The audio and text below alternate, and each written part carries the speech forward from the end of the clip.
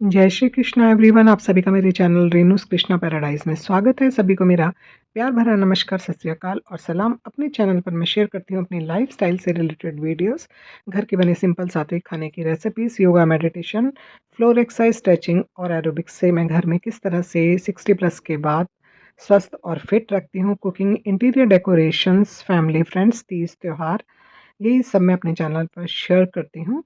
तो चलिए शुरू करते हैं। दिवाली का त्यौहार अभी-अभी संपन्न हुआ है। दिवाली हमारा एक बहुत ही बड़ा और खूबसूरत त्यौहार है, 5 दिन का पर्व है। फेस्टिवल ख़त्म होने के बाद हमें घर को फिर से रीऑर्गनाइज़ करना पड़ता है। देव उठान एकादशी और तुलसी विवाह के बाद मैंने भी अपने घर को रीऑर्गनाइज़ करना शुरू कर दिया है। गेरू से जो देवता बनाए थे उसमें उस थाली में पानी डालकर उसको मैं हाथों से क्लियर करके उस पानी को पौधों में डाल दूँगी। पूजा के सभी बर्तनों को अच्छी तरह से धो-पोंछ कर सुखाकर उनकी जगह पर रख दिया जाता है। प्रसाद जो पूजा में चढ़ाया जाता है सभी को डिस्ट्रीब्यूट कर दिया जाता है। यूज़्ड पूजा सामग्री को मैं विसर्जन के लिए एक जगह रख देती हूँ। फूल जो यूज़ हुए होते हैं, जो अच्छे होते हैं, उन्हें उर्ली में डालकर फिर से सजा देती हूँ। तो ये होता है मेरा रीऑर्गनाइज़ेशन। जहाँ पर मैंने पूजा की चौकी लगाई थी उसको भी हटा करके फिर से रूटीन में ले आते हैं। और ये है अगले दिन की सुबह। बहुत ही मैं जल्दी उठ गई थी, कार्तिक मास का महीना चल रहा है, जल्दी उठकर नहाना बहुत अच्छा रहता है, सुबह-सुबह स्नान करना। अगर आप ब्रह्म मुहूर्त में उठकर स्नान करते हैं तो उससे अच्छा तो कुछ नहीं होता, लेकिन फिर भी आप 5 से 6 बजे के बीच में उठिए। रोशनी होने से पहले, सूरज निकलने से पहले स्नान करके पूजा पाठ करिए, बहुत ही शुभ और मंगलकारी होता है कार्तिक के महीने में। इस समय बजे हैं सुबह के 6, मैं इससे भी पहले उठ गई थी। कार्तिक मास में ना सुबह जल्दी उठकर स्नान करना बहुत ज़्यादा अच्छा माना जाता है। अगर आप ब्रह्म मुहूर्त में उठकर स्नान करते हैं तो वो तो बहुत ही ज़्यादा अच्छा, लाभदायक, शुभकारी होता है। लेकिन अगर आप बहुत जल्दी नहीं भी उठ पाते तो करीब 6 बजे 5 बजे उठ कर के आप स्नान कर सकते हैं। और सुबह उठ इसके ना बहुत सारे फ़ायदे होते हैं। कार्तिक मास एक पूरा महीना चलता है। इसमें अगर आप एक संकल्प लेकर सुबह उठते हैं ना, तो उसके फ़ायदे होते हैं। तो आपको सुबह जल्दी उठने की आदत हो जाती है। उससे ना क्या होता है कि सुबह कोई डिस्टर्बेंस नहीं होती ना, तो आपका मेडिटेशन, योगा वग़ैरह, सेल्फ केयर होती है ना, मेंटल सेल्फ केयर होती है, वो शुरू हो जाती है। सुबह आप उठकर, नहा धोकर, अगर आप पूजा पाठ भी नहीं करते हैं तो आप बैठ जाइए और सिर्फ अपने ऊपर 15-20 मिनट दीजिए। यानी कि आप 10 मिनट तक अपनी जो सांस, यहाँ से जो आप सांस लेते हैं ना, सिर्फ उसको आंखें बंद करके 10 मिनट नहीं तो सिर्फ 5 मिनट कंसंट्रेट करिए। धीरे धीरे वो ड्यूरेशन आपकी बढ़ती जाएगी और वो आपकी मेंटल और फिजिकल हेल्थ दोनों के लिए बहुत ज़्यादा अच्छी होती है। सुबह जल्दी उठकर बहुत सारे काम हो जाते हैं क्योंकि डिस्टर्बेंस नहीं होती। पूजा पाठ, मेडिटेशन और भी घर के बहुत सारे ऐसे काम होते हैं जो हम बहुत आसानी से कर सकते हैं। और फिर उसके बाद आप 11-12 बजे फिर से रेस्ट कर सकते हैं अगर आपको थकावट महसूस होती है, क्योंकि हम जिस एज में हैं उसमें आराम भी बहुत ज़्यादा ज़रूरी होता है। लेकिन उसके साथ-साथ हमें थोड़ा-सा वर्कआउट करना, यानी कि 45 मिनट्स की वॉक बहुत ज़रूरी है। मेडिटेशन, योगा, ब्रीथिंग एक्सरसाइज करना बहुत-बहुत ज़्यादा ज़रूरी होता है। तो आप भी कोशिश कर सकते हैं कार्तिक मास से सुबह जल्दी उठने की। बहुत अच्छा अनुभव होता है।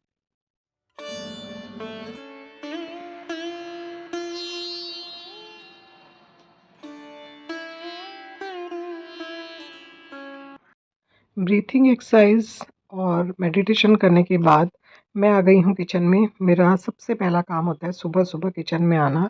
इस समय बज चुके हैं 6:30 और मैं बना रही हूँ अपने लिए चाय। सुबह एक अच्छी सी चाय मिल जाए तो काम करने में ना एक एनर्जी मिल जाती है, और सुबह की चाय मैं अपने हाथ की बनाना पसंद करती हूँ, क्योंकि अच्छी चाय अगर सुबह ना मिले ना तो फिर दोबारा पीने का दिल करता है। तो मैं चाय 2 ही कप पीती हूँ, एक सुबह और एक शाम को।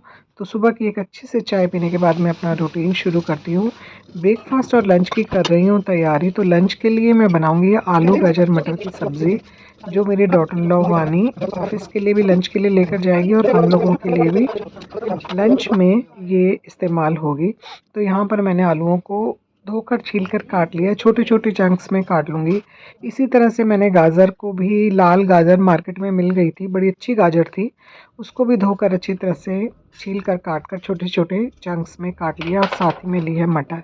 ये बना रही हूँ मैं बिना प्याज़ लहसुन की सब्ज़ी। हमारे घर में बिना प्याज़ लहसुन का ही खाना बनाया जाता है क्योंकि भगवान को तीनों टाइम का भोग लगता है। बच्चे कभी-कभी 1% सब्ज़ी प्याज की इस्तेमाल करते हैं, जैसे कभी उन्हें चाइनीज़ बनाना है तो उसके लिए वो अलग से बनाते हैं। अदरक ले रही हूँ मैं यहाँ पर, क्योंकि अगर हम प्याज और लहसुन का उपयोग नहीं करते ना, तो हमें अच्छी मात्रा में टमाटर, अदरक और हरी मिर्च का उपयोग करना चाहिए। वो सब्ज़ी के स्वाद को बहुत ज़्यादा बढ़ाता है। तो यहाँ पर मैंने ले ली है अदरक। थोड़ी सी अदरक मुझे ज़्यादा चाहिए थी, क्योंकि मुझे याद आया कि मुझे नाश्ते में मूली के पराठे भी बनाने हैं और उसी में मुझे अदरक चाहिए होगी। तो यहाँ पे मैंने थोड़ी ज़्यादा अदरक लेके उसको धोकर, छीलकर और कद्दूकस कर लिया है। कद्दूकस मैं इसलिए करती हूँ कि काटने से ना थोड़े-थोड़े बड़े चंक्स रह जाते हैं और जब वो सब्ज़ी में मुँह में आते हैं ना, तो वो कई बार अच्छे नहीं लगते। कद्दूकस करने से ठीक रहता है। और अदरक का भी ना सारा जूस सब्ज़ी में चला जाता है अगर हम कद्दूकस करके डालते हैं।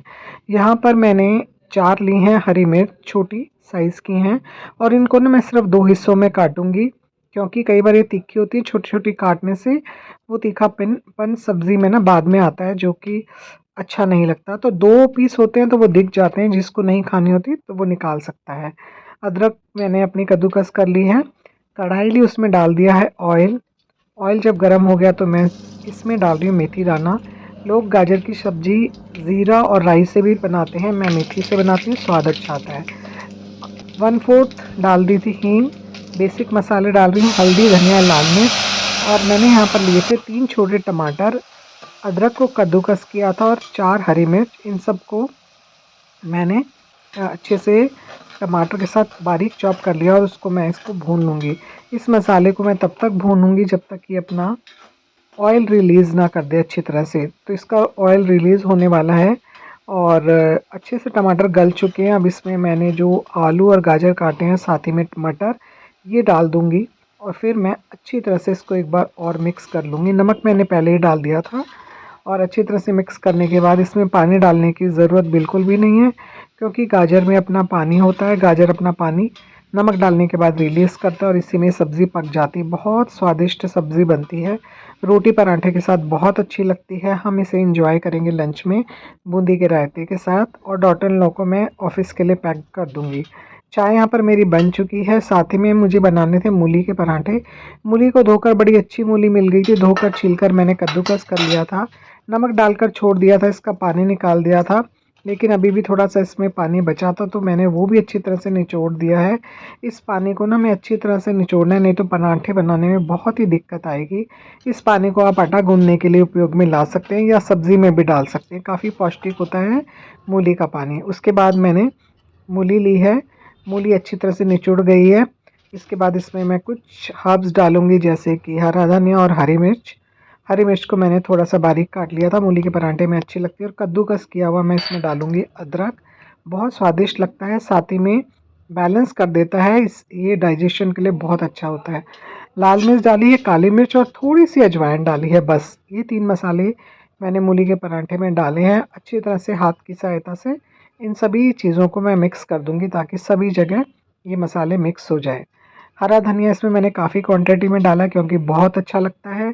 अदरक और हरी मिर्च भी इसमें बहुत अच्छी लगती है। निकाल के एक बोल में साइड में रख दूँगी और बनाना शुरू करूँगी मैं अपने मूली के पराठे भी। इधर मेरी सब्ज़ी भी पक रही है, बीच-बीच में हम इसे चलाते रहें। देखिए गाजर ने कितना सारा पानी रिलीज़ कर दिया है। और यहाँ पर अब मैं बना रही हूँ मूली के पराठे। आटे की एक ली है लोई, सब अपने-अपने तरीके से पराठे बनाते हैं, मैं इस तरीके से बनाती हूँ। इसको अच्छी तरह से एक बड़ी-सी रोटी के आकार में मैं बेल लूँगी और इसमें फिर काफ़ी क्वांटिटी में डालूँगी मूली, और इसको चारों तरफ से मोड़कर सबसे पहले मैं हाथों की मदद से इसको फैला लूँगी। इससे क्या होता है, जब हम हाथों की मदद से फैलाते हैं ना, तो मूली जो होती है ना, वो आटे में चिपक जाती है, तो इससे पराठा ना फिर फटता नहीं है। अगर थोड़ा बहुत पानी, मॉइस्चर इसमें रह भी जाता है, तो वो फिर फटता नहीं है, आटा बहुत अच्छे से बिल जाता है। तो यहाँ पर पहले हाथों की सहायता से दबा-दबा कर मैंने इसको थोड़ा-सा फैला लिया और फिर बेलन की मदद से हम देखें, आप देखिए इसमें बिल्कुल भी नहीं फटा। थोड़ी बहुत मूली नज़र आती है तो वो अच्छी ही लगती है देखने में भी और खाने में भी। जब वो भुनती है ना, जब बाहर निकलती है तो बहुत स्वादिष्ट लगती है। और मैंने इसको बेल लिया अच्छी तरह से, और मीडियम आँच पे ना हमें इस पराठे को बनाना है।